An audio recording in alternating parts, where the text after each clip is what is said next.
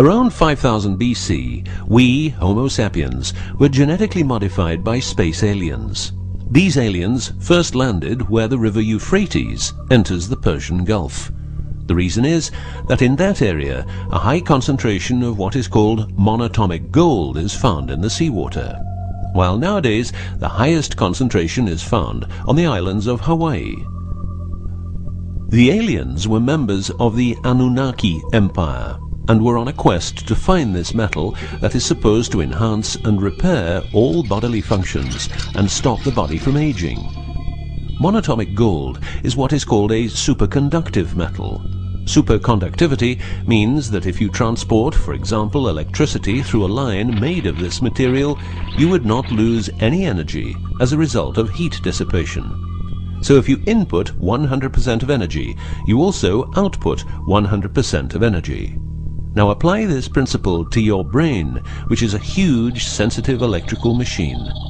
The monatomic gold makes your neural pathways act like quantum drive superhighways. This means that all your senses will receive input optimally. In turn, these inputs will be processed optimally, and those parts of your brain you don't use will become more active, so enhancing your memory, making you better understand problems, allowing you to sense evil, detecting lies, becoming telepathic, and even being able to time travel in your mind by seeing the past or the future.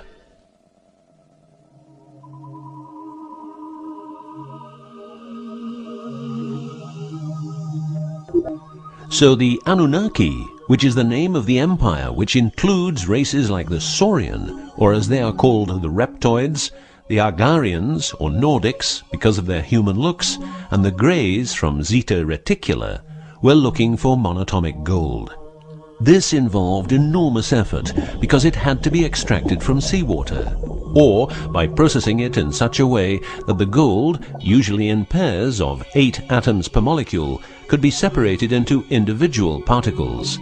In this fashion, the monatomic elements were separated from the multi-atomic cousins. In a similar way, uranium-235 is produced. For the use as intelligent slaves, the Anunnaki took a man, let's call him Adamski, and took out a part of a rib. This is because the rib is a part of the human body that can be removed without causing too much damage, and because the rib contains bone marrow, it's a perfect source for DNA.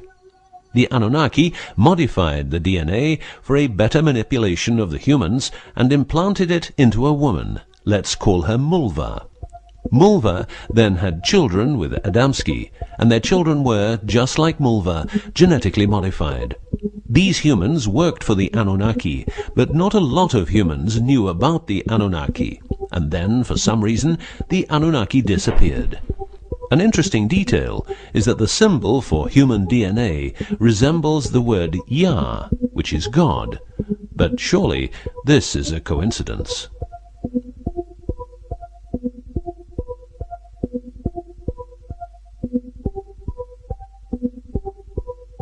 Now, some humans received part of the knowledge of the Anunnaki.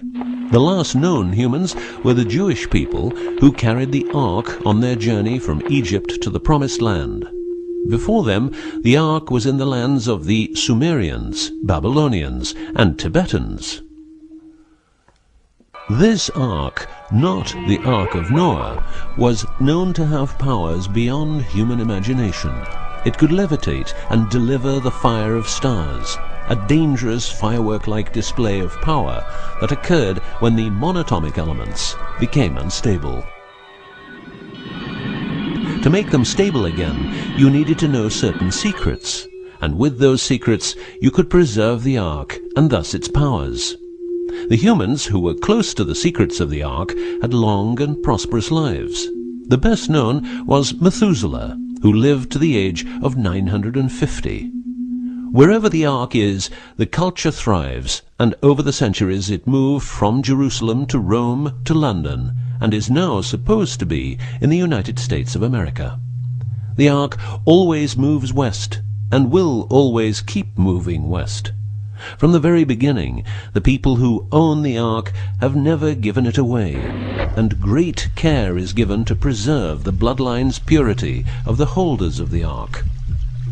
Renowned conspiracy theorist David Icke studied the bloodline of George W. Bush.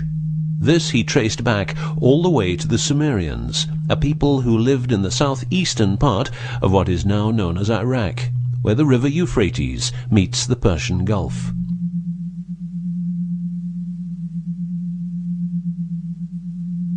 The secrets of the elements of the Ark, scientifically known as ORMs, orbitally rearranged monatomic elements, are nowadays hidden by secret societies that have control over society worldwide.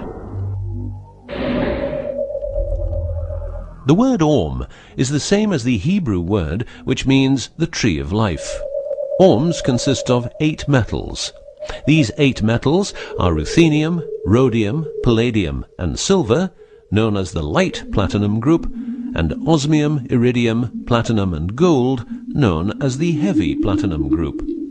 Gestation of these metals in monatomic form prolongs life and enhances and repairs bodily functions. By following what is called a wide-spectrum diet, we can provide our bodies with monatomic superconductive elements. In other words, by eating a lot of grapes, carrots, all blue and dark red fruit and vegetables, and also much other fruit, vegetables, and fish.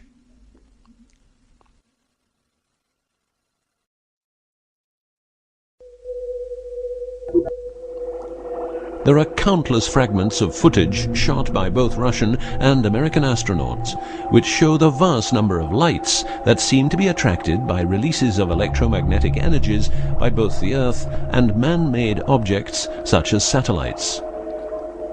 In Building 8 of the Johnson Space Center in Texas, the USA, high-resolution pictures taken by satellites are photoshopped each day to remove proof of aliens.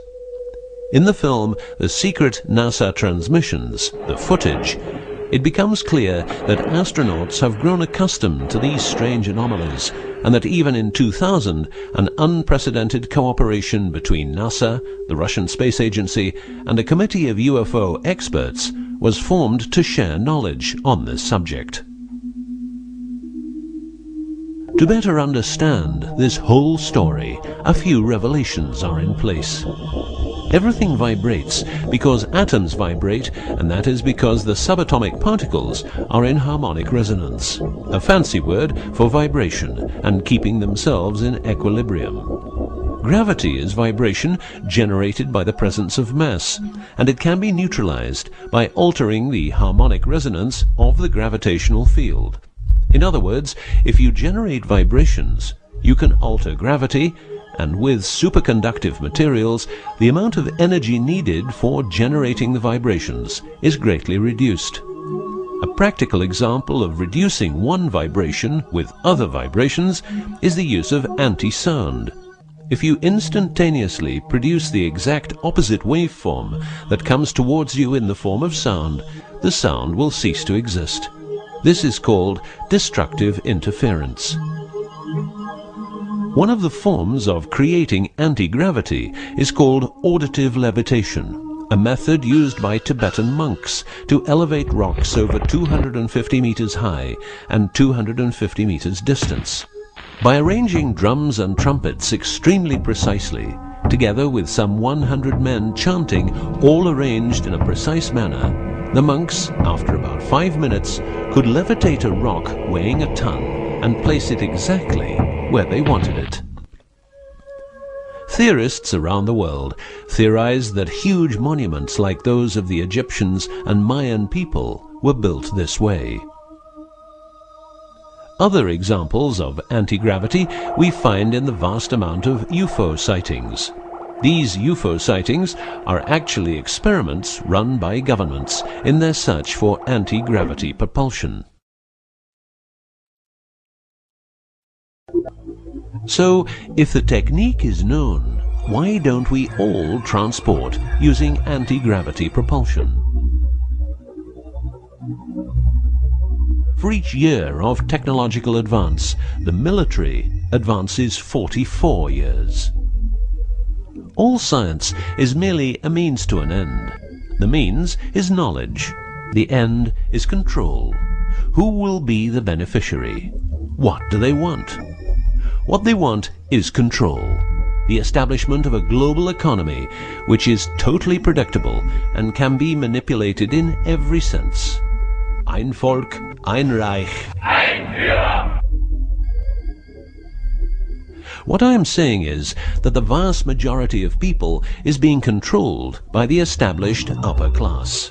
I know this is like the plot of a bad movie, but stay with me for a minute. Anti-gravity exists. The ability for everyone to be a genius exists. Aliens exist, and much more efficient ways of producing energy exist. For example, the Mighty engine, which produces the same amount of energy as a normal engine, but only using 5% of the fuel a normal engine uses. Or the PAP engine, which, without fuel, only driven by the power of zero-point energy and a small amount of noble gases, can deliver 500 horsepower for a period of 10 years. Or the Maternita machine of the Maternita Commune, which has delivered 3 to 4 kilowatts out of thin air for the last 20 years. What would be the consequences for the upper class if they lose their monopolistic knowledge? What would happen to them if people would know about the secrets they're holding for us? If I don't need any more gasoline, what would happen? If I don't need any more electricity or gas, what would happen? If I don't need any more medicines from the pharmaceutical industry, what would happen? In order to ensure their powers, the upper class, some call them the Illuminati, handles a strict agenda. The agenda has the aim to prepare the world for world domination, beginning in the US and Europe. According to conspiracy theorists around the world, this is what they are doing as preparation. By the way, these people are extremely smart and fanatic, extremely rich, and they have tried it before. Then they were called the Nazis.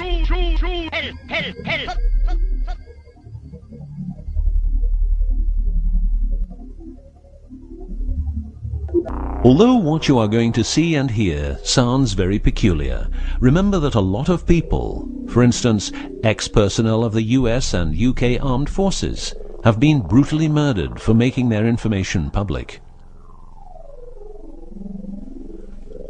Let's begin with 9/11, but first a little history. What the Second World War did for the US is that it gave the country such an economic lead that it could easily grow more comfortable in its already powerful role. The industry of war gave everybody jobs, and therefore everybody could start consuming. Marshall aid gave Europe the economic impulse it needed. In other words, war leads to flourishing economies and leaps forward in technology. The process of transformation, even if it brings revolutionary change, is likely to be a long one, aside from some catastrophic catalyzing event like a new Pearl Harbor.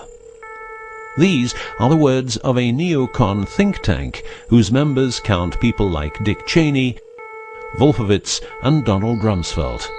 What it says is that America needs a war to transform into its next shape, and 9/11 is our new Pearl Harbor. In the manipulation of people, one of the strongest weapons is to make people believe someone else did it. What I'm trying to say is that the US government is trying to make the people believe Osama did it. But did Osama do it? Did you know that 6 weeks before the WTC towers collapsed, the owner had a new insurance policy made up, ensuring that the owner, if the towers would collapse due to a terrorist attack, would receive the amount of $3.5 billion. The owner, because 2 towers went down, tried to claim 2 times $3.5 billion, but only received 2.2. What happened to building number 7?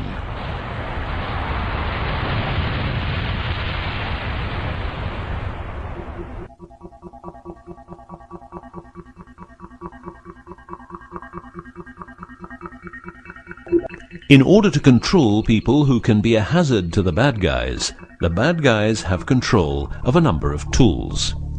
One of these tools is the remotely operated electromagnetic frequency weapon. These use microwave, ELF, extremely low frequencies, and acoustic frequencies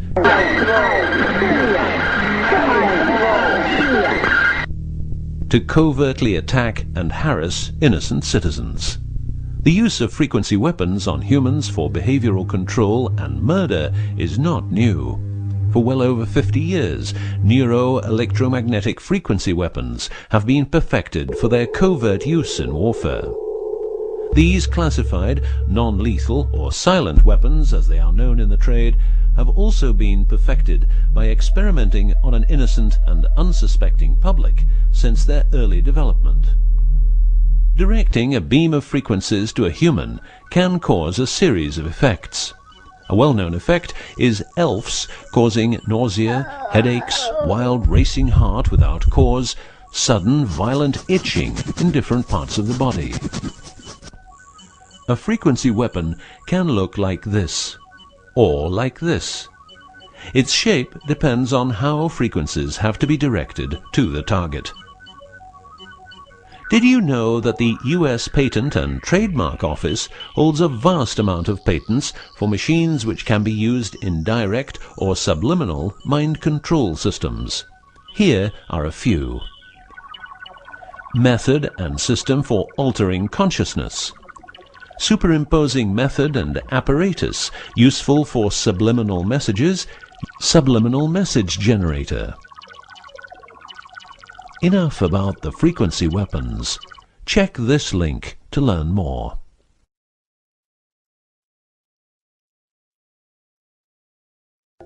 You will realize that to control people, you have to know what they are communicating. So in the 1950s, the UK and USA decided to set up the world's biggest espionage network to make sure all communications between Russians and spies or allies were monitored. This system has continuously been updated since the day it became operational. The system's name is Echelon and consists of a vast network of listening posts, extremely advanced computers, an enormous number of people, dishes, and taps. Echelon's computers capture every communication via Internet, GSM, UMTS, landlines, TV and radio broadcasts, satellite communications, private, military and diplomatic, and listens to every word. The computers work with a list of keywords, and when a message contains one or more keywords, the message is directed to a specialist who examines the message. If it is suspicious, further action may be taken. Echelon centres are around the world, but here are the best-known locations. Menwith Hill, North Yorkshire, England. HARP, Remote Mind Control Computer Centre, Alaska. Pine Gap, near Alice Springs, Northern Territory, Australia. Pine Gap has a complex of radomes, a huge computer room, and about 20 support buildings. The signals analysis section of the computer room is staffed exclusively by CIA and NSA analysts. Within the USA, Australia and the UK, the NSA can plug into every telephone call and message entering, leaving or transiting the country.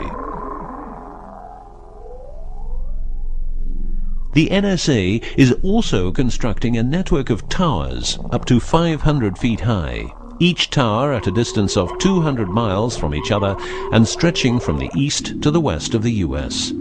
The network is called GWEN, Ground Wave Emergency Network.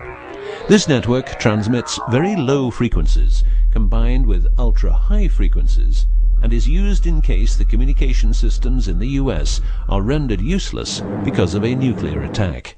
Coincidentally, the frequencies of GWEN coincide with the frequencies being used by frequency weapons. Also coincidental is the fact that mobile telephone systems like GSM and UMTS also operate in the same frequency areas as some frequency weapons. To further prepare for global domination, the secret US government, led by the corrupt holders of the Ark, also known as the Illuminati, or the New Global Union, or the New World Order, or just plain Nazis using the Eye of Lucifer as their symbol, has started building since the 1940s large underground bases with every commodity you can think of. These bases are basically large cities underground, connected by high-speed magneto-leviton trains that have speeds up to Mach 2.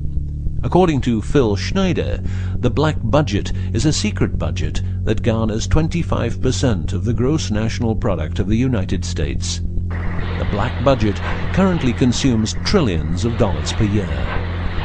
Presently, there are over 129 deep underground military bases, or DUMBs, in the United States.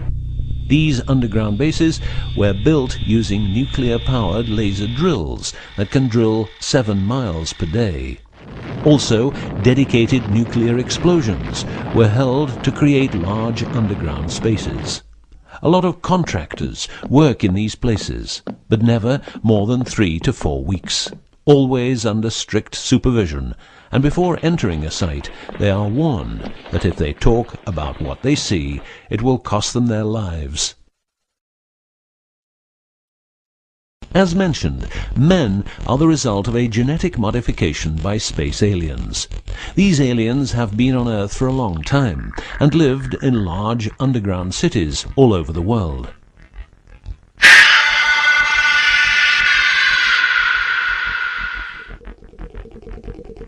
Collaboration with modern governments began as early as 1933 with the Bavarian Illuminati and Thule secret societies, and this collaboration was brought into America via the CIA, which was established with the help of American Nazi agents as well as European Nazis who were brought into America through Project Paperclip and other operations. It was agreed that the aliens and the upper-class secret government would help each other, as agreed in the 1954 Greada Treaty. By 1979, the aliens didn't respect the treaty at all, and it was in this year when, at Dulce Air Force Base, a huge underground base was being built, and during excavation, an underground alien city was discovered. There are several species of aliens working with the US at the Underground 7 level facility at the Alien US Government Biogenetic Research Base in Dulce, New Mexico. The reason they help the US government is because the aliens need space here on Earth for conducting experiments on humans and storing humans in suspended states for reasons unknown. In exchange, the aliens give the US government technology. Examples of these technologies are stealth aircraft, anti-gravity propulsion, genetic research, quantum technologies, computer technology, biological warfare, medicine, GSM, etc. The greatest weapon the devil has is the disbelief people have in him. The devil represents evil, and those who want to dominate are the evil ones because they keep their knowledge from saving lives and improving the world.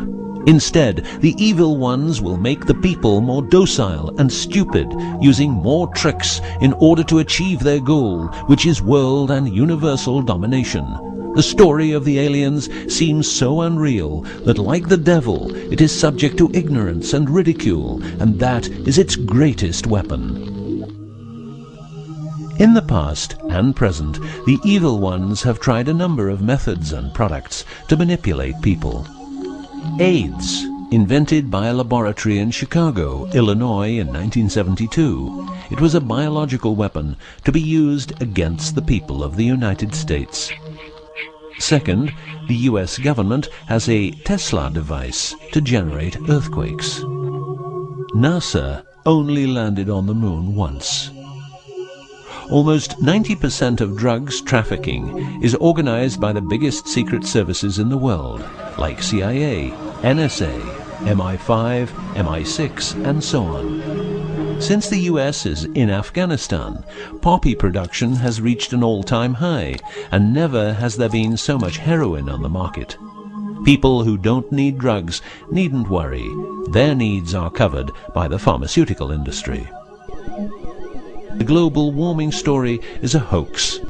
The Earth is warming up, but not as a result of CO2 produced by man, but because the cycle of the Earth is just like it is. Remember that 10,000 years ago, the whole northern part of the world was covered in ice.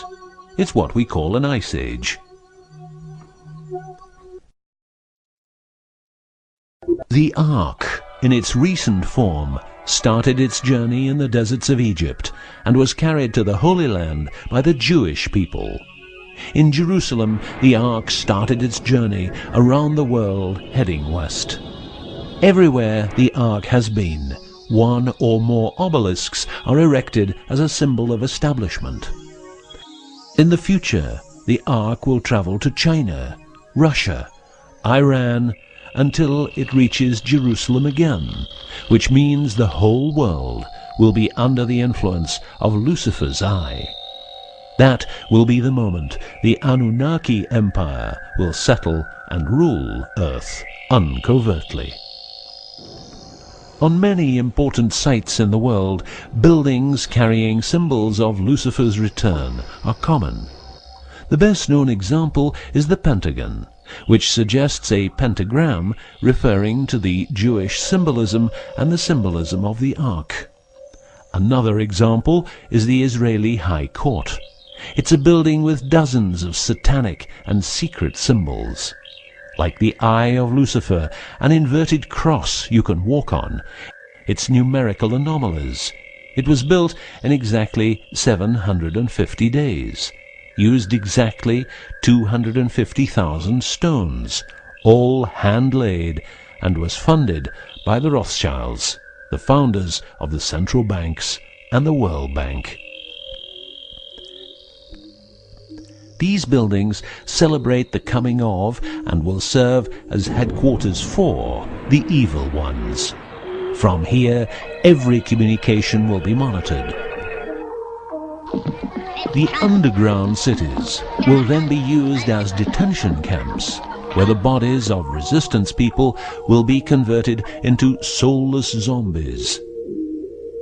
The army of the NWO and its intelligence agencies will be able to track and trace everybody on Earth and influence their opinions or simply dispose of them. Socially, everybody will be watched by their neighbors and friends and mobbed if they have different opinions. The rich, richer and smarter, the poor, poorer and dumber, will support the pyramid with Lucifer's eye on top, as it has always been. This will be the future, and the future is now.